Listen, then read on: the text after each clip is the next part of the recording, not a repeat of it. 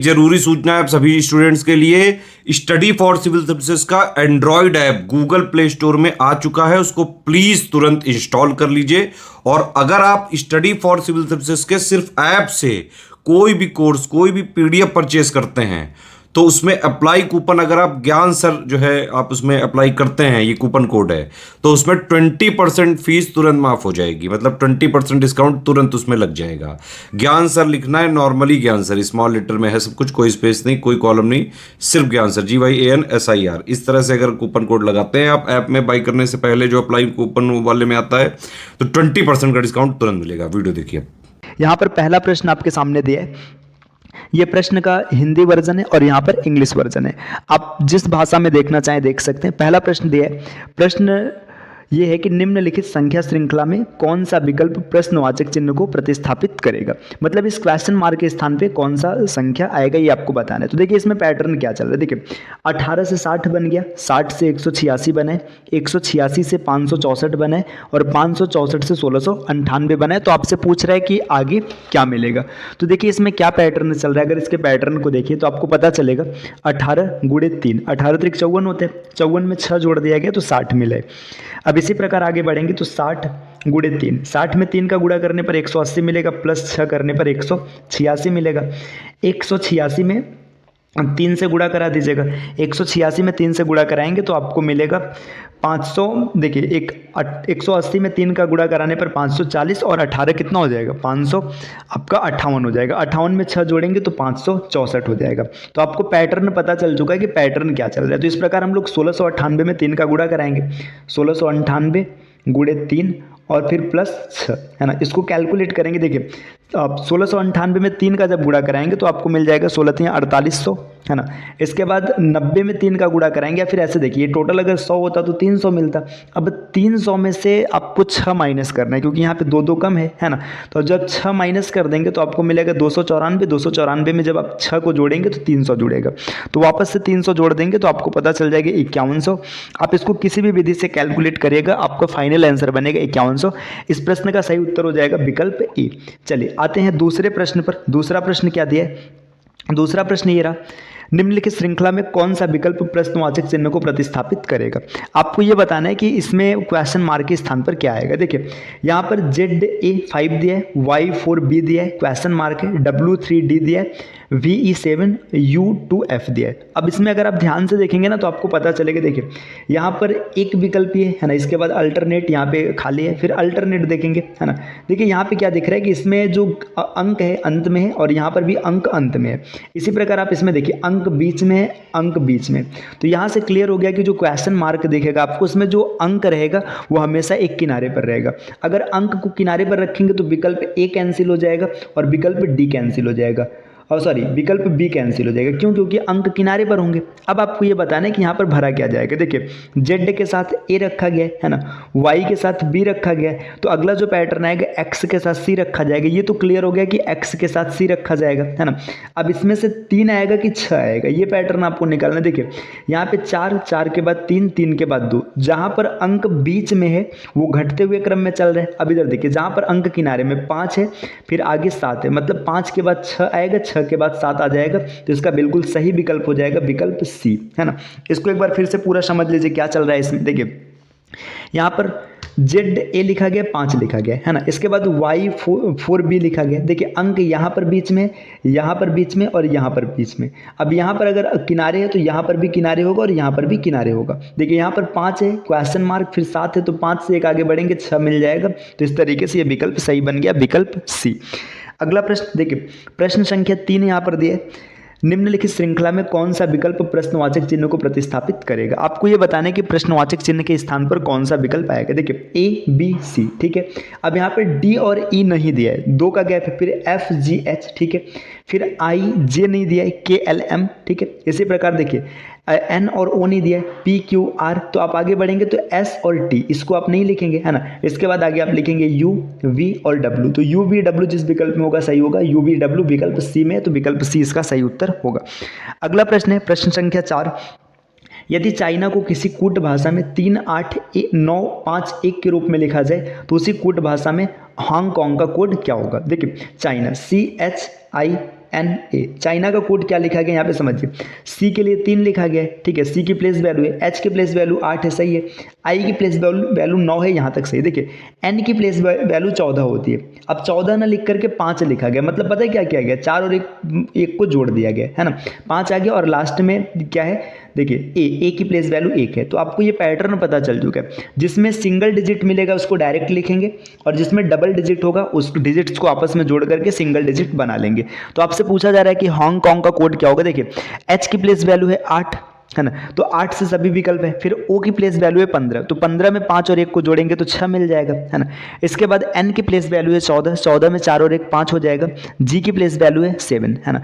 देखिए 86 57 पहला विकल्प कैंसिल हो गया है ना, इसके बाद आपका विकल्प तीसरा कैंसिल हो गया, 2 विकल्प अभी चल रहे हैं। अब आगे देखिए K की बात करेंगे तो K की प्लेस वैल्यू कितनी होती है, 11 होती है, तो 1 और 1 को जोड़ेंगे तो 2 मिलेगा, 2 मिलते ही आपका विकल्प B भी कैंसिल हो जाएगा, इसका सही उत्तर हो जाएगा विकल्प D। अगले प्रश्न पर आते हैं, नेक्स्ट प्रश्न संख्या 5। यहाँ पर आपसे ये पूछा जा रहा है, नीचे दिए गए शब्द के दाहिनी ओर एक ऊर्ध्वाधर दर्पण रखा जाए तो प्राप्त दर्पण प्रतिबिंब कैसा होगा। देखिए यहाँ पे लिखा गया पैम्परिंग, अब यहाँ पे आपसे बोला जा रहा है कि यहाँ पर ऐसा मिरर रख दिया जाएगा, तो मिरर रख दिया जाएगा तो कौन सा विकल्प सही होगा। देखिए मिरर रखेंगे तो यहाँ पे मिरर इमेज बनेगा, ये G ऐसे बन जाएगा है ना, G हो जाएगा, सब सही है, ठीक है। N उल्टा बन जाएगा, N ऐसे बनेगा है ना।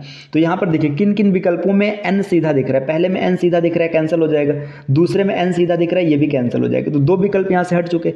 I पर कोई इंपैक्ट नहीं पड़ेगा, I सही रहेगा, R इस प्रकार से बनेगा उल्टा है ना।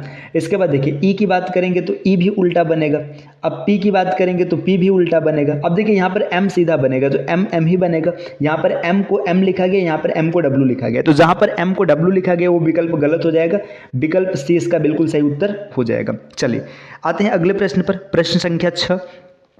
प्रश्न संख्या 6 में ये लिखा है, निम्नलिखित समीकरणों में से किन 2 चिन्हों तथा किन 2 संख्याओं को एक दूसरे से प्रतिस्थापित किया जाए ताकि समीकरण सही हो जाए। देखिए यहाँ पर ये स्टेटस दिया, आपको बोल रहा है कि इसमें किसको मतलब प्रतिस्थापित करने पर सही हो जाएगा। तो इसमें आपको ना ऑप्शन मेथड से एलिमिनेशन करना, मतलब सॉरी ऑप्शन मेथड से हिट एंड ट्रायल लगाना है ना, आप हिट एंड ट्रायल लगाएंगे, इसके बाद पता चल जाएगा। तो देखिए यहाँ पर पहला दिया गुणा और भाग को, और साथ में 12 और 6 को आप चेंज करेंगे, तो चेक कर लेते हैं। देखिए 18 जहाँ पर भाग है ना वहाँ पर गुणा कर लेंगे, गुणे 36, और जहाँ पर गुणा है वहाँ पर भाग कर लेंगे, भाग 6, इतना लिख लिया गया। अब देखो यहाँ पर 6 नहीं लिखेंगे क्योंकि 6 और 12 को भी चेंज करना है, तो यहाँ पर आप लिखेंगे 12, ठीक। इस प्रकार अब आगे बढ़ेंगे, माइनस देखिए यहाँ पर 12 है तो 12 के स्थान पे 6 लिखेंगे, प्लस 7 बराबर में 55 आना चाहिए। तो देखिए इसको कैलकुलेट करते हैं, देखिए यहाँ पर क्या, ये जब इसको सेट करेंगे तो ये हल करने पर 3 मिलेगा, और 18 तो 54, 54 माइनस 6 और प्लस 7, 54 में से देखिए यहाँ पे देखिए इसको हल करेंगे तो 1 मिलेगा, 54 और 1 55 है ना। अब इसमें पहली बार में ही सेट हो गया है ना, विकल्प इसका सही हो जाएगा। तो इसमें आपको क्या करना पड़ेगा, हिट एंड ट्रायल लगाना पड़ेगा, आपका कैलकुलेशन जितना तेज रहेगा आप उतनी आसानी से हिट एंड ट्रायल लगाकर कैलकुलेट कर लेंगे। तो इसमें पहली बार में सेट हो गया, हो भी सकता है पहली बार में नहीं भी हो सकता है, तो आपके पास 4 विकल्प होंगे, आप उसको एलिमिनेशन के साथ चेक करेंगे। चलिए आते हैं अगले प्रश्न पर, प्रश्न संख्या 7 दिया है, विकल्पों में से अक्षरों का कौन सा समूह निम्नलिखित प्रश्न श्रृंखला में के प्रश्न चिन्ह के स्थान को प्रतिस्थापित करेगा। तो देखिए BDF HJL है ना, यहाँ पे अब देखो आपको पता चल रहा है B लिखा गया, फिर C नहीं लिखा है, D है, फिर E नहीं है, F है, ठीक, G नहीं है, H है, I नहीं है, J है, मतलब एक छोड़कर एक है ना। तो L है तो L के बाद M नहीं आएगा, N आएगा है ना। N आते ही ना ये 2 विकल्प कैंसिल हो गए। N के बाद देखिए O नहीं आएगा, P आएगा, और फिर Q नहीं आएगा, R आएगा, तो NPR विकल्प A इसका बिल्कुल सही उत्तर हो जाएगा। अगला प्रश्न, प्रश्न संख्या 8 में क्या दिया, एक आदमी की ओर इशारा करते हुए एक औरत कहती है, वह आदमी मेरे पति के पिता की पत्नी का इकलौता पुत्र है, आदमी का औरत से संबंध बताइए। देखिए एक आदमी को इशारा कर रही है ना, और महिला क्या बोल रही है, ये बोल रही है कि वह आदमी, ठीक है, मतलब जो आदमी है, मतलब ये महिला बोल रही है कि जो आदमी है ना, मेरे पति, मतलब महिला के पति हो गए है ना, पति के पिता है ना, इसके पिता की पत्नी है ना, की पत्नी हो गई, का इकलौता पुत्र है। देखिए आप समझिए, यहाँ पे आप पैटर्न समझिए, देखिए ये महिला है, ये इसका पति है ना, इसका पिता हो गया, इसकी पत्नी मतलब इसका इकलौता पुत्र है। तो जब इकलौता है तो फिर और कोई होगा नहीं होगा, आदमी का औरत के साथ संबंध बताइए, तो आदमी क्या हो जाएगा, इसका पति हो जाएगा, हस्बैंड हो जाएगा, विकल्प ए। यहाँ पर आप देखेंगे इंग्लिश में हस्बैंड और हिंदी में पति। अगला प्रश्न, प्रश्न संख्या 9 देखिए, 9वां प्रश्न यहाँ पर क्या दिया है, 9वां प्रश्न ये बोल रहे हैं कि निम्नलिखित समीकरणों में दो चिन्हों तथा किन दो संख्याओं को एक दूसरे के प्रतिस्थापन किया जाए ताकि समीकरण सही हो जाए। देखिए यहाँ पर ये क्वेश्चन दिया है ना, आपने अभी जस्ट पीछे एक प्रश्न देखा है, इसी तरीके से हमने मतलब इसको कैलकुलेट किया, तो हिट एंड ट्रायल लगा है ना, तो आप भी हिट एंड ट्रायल लगा करके ट्राई कीजिएगा। इस क्वेश्चन का आंसर क्या बनेगा आप इसको कमेंट जरूर कीजिएगा, है ना, इसका उत्तर आपको कमेंट करना है। चलिए अब बढ़ते हैं अगले प्रश्न की ओर, है ना। अगला प्रश्न संख्या 10 यहाँ पर क्या दिया, उस चित्र का चयन करें जो तीसरे चित्र में ठीक उसी प्रकार से संबंधित है जिस प्रकार दूसरा चित्र पहले चित्र से संबंधित है। देखिए यहाँ पर ट्रायंगल दिया है, सर्कल दिया है और यहाँ पर एक आपको स्क्वायर दिया है ना। देखिए ट्रायंगल यहाँ ऊपर था, ट्रायंगल ऊपर भी चला गया और नीचे भी चला गया, ठीक। तो आप देख रहे हैं ना, यहाँ पे देखिए ट्रायंगल था, है ना, ट्रायंगल ऊपर भी था, तो यहाँ पर ट्रायंगल ऊपर भी और ट्रायंगल नीचे भी। तो हम लोग ना ऑप्शन में पहले ऐसे विकल्प को देखते हैं जिसमें ऊपर भी ऐसे आपको ये एक तरीके से रेक्टेंगल दिखे और मतलब चतुर्भुज दिखे और यहाँ पर भी दिखे। तो देखिए अगर आप विकल्प में देखेंगे तो पहले विकल्प में है, ठीक है, तो ये आंसर बन सकते हैं, दूसरे में नहीं है, तीसरे में भी नहीं है और चौथे में भी नहीं, तो आपको एक ही पॉइंट से आंसर मिल गया, विकल्प ए इसका बिल्कुल सही उत्तर बनेगा। अगले प्रश्न पर आते हैं, प्रश्न संख्या 10 के बाद 11। यहाँ पर बोला जा रहा है कि आपको एक प्रश्न और कुछ कथन दिए गए हैं, बताइए कि कौन सा कथन प्रश्न का उत्तर देने के लिए पर्याप्त है ना। अब यहाँ पर कुछ कथन दिए जा रहे हैं और आपसे पूछ रहे हैं बताइए कि कौन से कथन से उत्तर दिया जाएगा। प्रश्न है दीपक रीना से कैसे संबंधित है, मतलब दीपक रीना से कैसे संबंधित, ये प्रश्न है। अब बताइए किन किन कथन का यूज करेंगे कि पता चल जाएगा दीपक और रीना का संबंध क्या। देखिए दीपक कौन है, रवि का भाई है, दीपक जो है भाई है, किसका भाई है, रवि का, ठीक। यहाँ पर रवि के लिए को मैं पूरा लिख लेता हूँ, है ना। रीना अतुल की बहन है, इन्फॉर्मेशन अलग है तो लिख लेते हैं, जो रीना है ये अतुल की बहन है, ठीक। आगे बोला जा रहा है रवि जो है रीना का बेटा है, जो रवि है ना, रवि है ना, ये क्या है, ये रीना का बेटा है ना, RINA, ये रीना का बेटा है ना।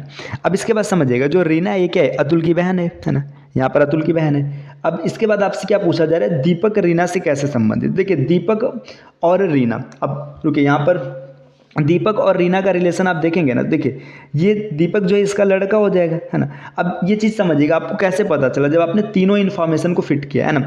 अब यहाँ पे एक चीज़ अच्छे देखिए, जो रीना अतुल की बहन है ना, अगर आप इस इन्फॉर्मेशन को स्किप भी कर देते, इसका यूज़ नहीं करते, आप डायरेक्ट देखते कि दीपक रवि का भाई है, ठीक है। देखिए दीपक जो है ये रवि का भाई है, ठीक है, ये भाई हो जाएगा रवि का, और जो रवि है रीना का बेटा है, जो रवि है ना ये रीना का बेटा है। तो दो इन्फॉर्मेशन को आप सेट करते हैं ना तो भी आपको उत्तर मिल जाता है। तो कथन इसमें बी सही हो जाएगा, 1 और 2, सॉरी 1 और 3, है ना, माफ कीजिएगा 1 और 3, है ना, 1 और 3, पहले और तीसरे इन्फॉर्मेशन का प्रयोग करके आप उत्तर बता सकते हैं, है ना। भले ही इन तीनों का प्रयोग कराया गया, मतलब तीनों से पूरा आपका फैमिली ट्री बन जाएगा, लेकिन उत्तर देने के लिए पहला और तीसरा ही पर्याप्त है। अगले प्रश्न पर आते हैं, प्रश्न संख्या 12 में क्या बोला गया कि समरूप गुणों के आधार पर इन आकृतियों को 3 वर्गों में समूहित करें, है ना।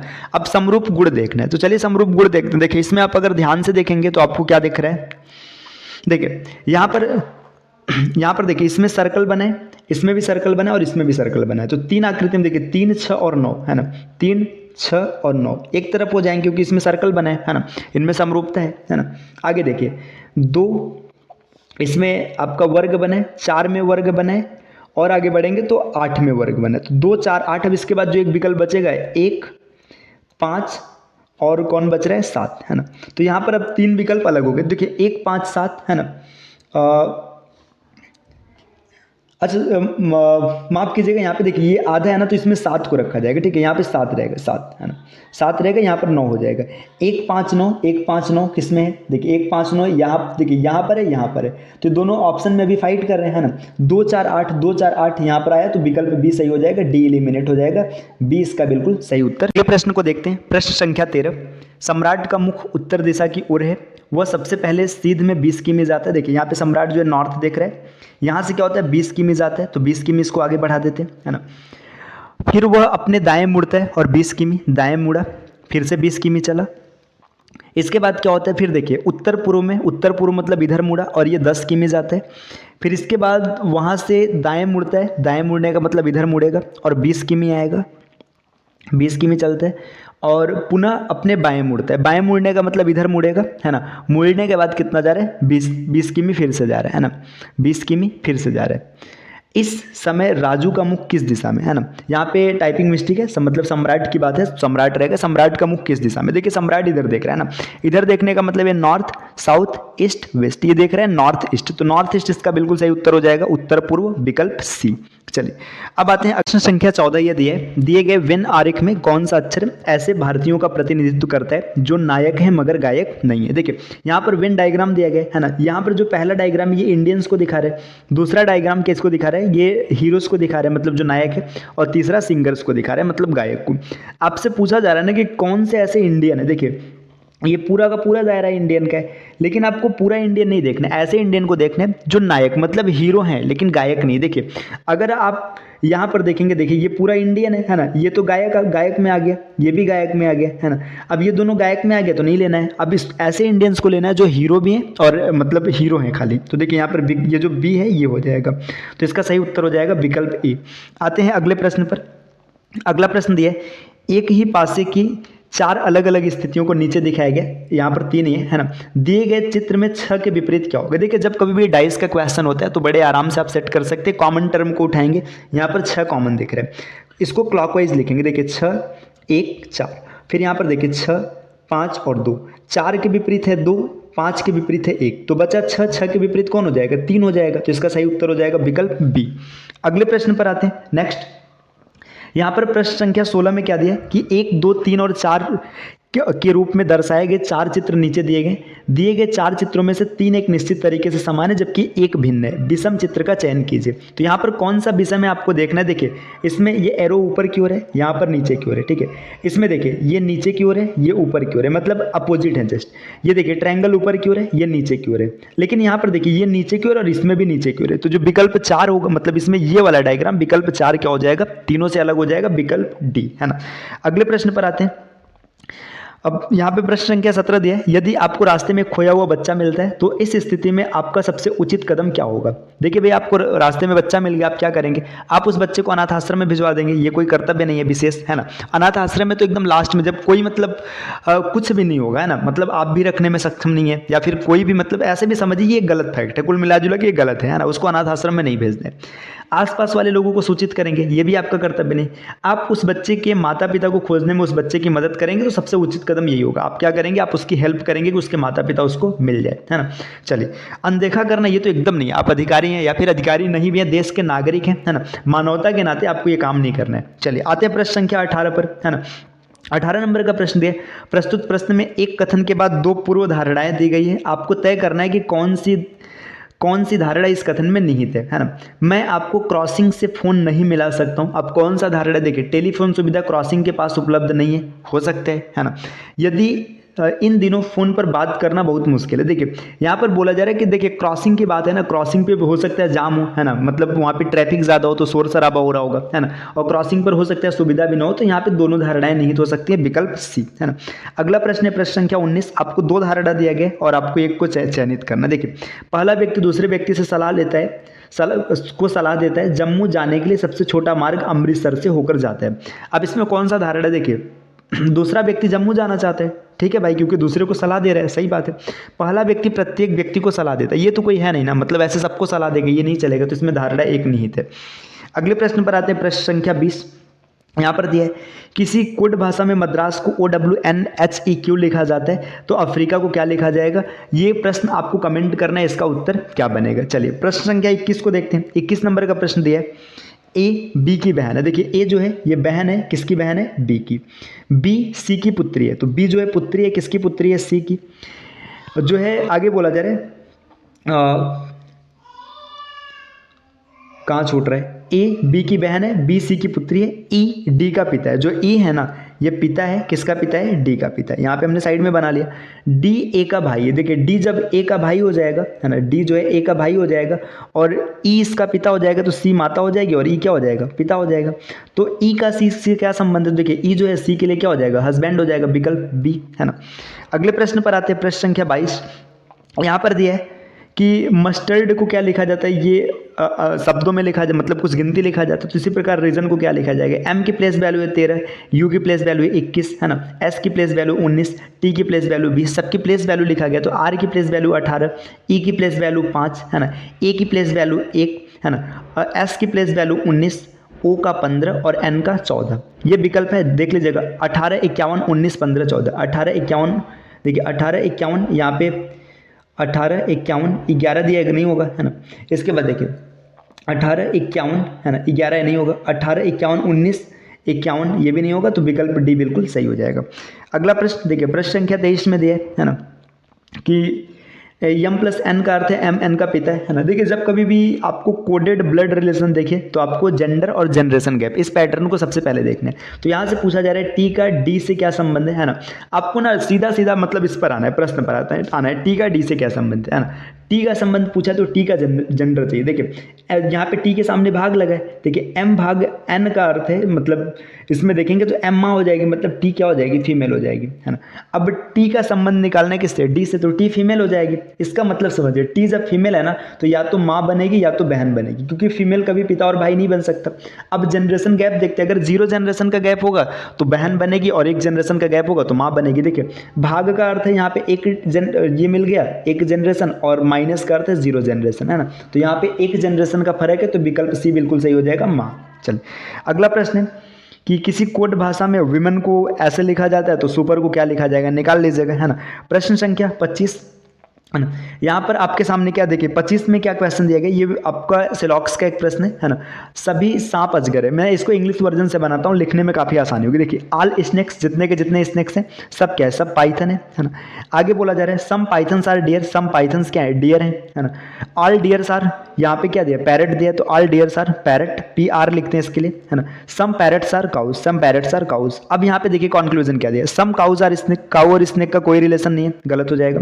Some parrots are python, parrot और पाइथन का देखिए यहाँ पे देखिए ये पैरट जो है ना ये पाइथन के दायरे में आ रहा है ना, तो ये सही हो जाएगा। सम पैरट्स आर स्नेक, देखिए सम पैरट और स्नेक, पैरट स्नेक का कोई रिलेशन नहीं, ये भी गलत हो जाएगा। तो ओनली वन फॉलोज, विकल्प ए इसका बिल्कुल सही हो जाएगा। चलिए तो आज देखिए आज का ये हम लोगों का पहला RO ARO का प्रैक्टिस सेट रहा, जो कि PYQs पर आधारित है ना। तो आप